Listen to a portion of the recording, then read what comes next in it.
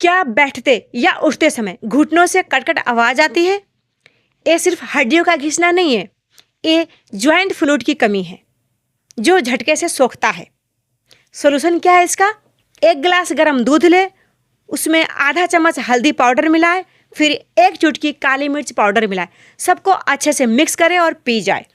काली मिर्च हल्दी को 2000% तक अवशोषित करने में मदद करती है। तो 40+ वाले रोजाना इस्तेमाल करें और कमेंट करें, और ऐसा ही भरोसेमंद हेल्थ जानकारी के लिए हमें फॉलो करें। इस रील को सेव करें, शेयर करें।